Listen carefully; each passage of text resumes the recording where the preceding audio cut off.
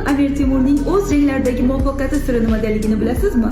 U o'z qo'shinlarini jangga majburiy safarbar etmasdan, balki ularni ko'ngillilardan saralab olgan bo'lib, bu urush maydonidagi boshboshdoqlik va sotqinliklarning kamayishiga sabab bo'lgan. Amir Temur o'z askarlarini o'nliklarga bo'lgan bo'lib, har bitta o'nlikdagi bitta a'zoning xatti-harakati boshqa a'zolarning taqdiriga aloqador bo'lgan. Bu degani agar bitta askar qochishga urinadigan bo'lsa, qolgan 9tasi ham qattiq jazolangan.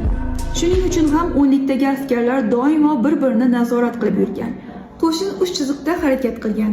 Birinchi chiziq avangardlar, ya'ni yengil qurolli askarlar hisoblanib, ular hujumni tashkil etish orqali dushman askarlarini tarqatishga xizmat qilgan.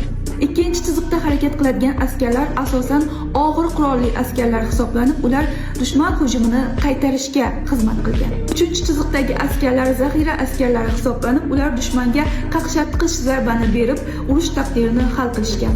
Buyuk sarkarda o'z janglarida ilk bor yonuvchi modda solingan ko'zachalarni irg'ituvchi qurol, ya'ni radlardan foydalangan bo'lib, bu orqali u hali hech kim zabt eta olmagan Smirna qal'asini bir hafta ichida tor-mor etgan. Jangovar fillarga ega bo'lgan Hindiston bilan bo'lgan jangda Amir Temur shunday hiyla ishlatgan. Fillarning kelishi kutilayotgan joylarga u o'tkir tig'li uchburchak shaklidagi mondularni joylashtirishga buyruq bergan. Dastlabki hujumdan so'ng u o'z askarlariga chekinishga buyruq bergan.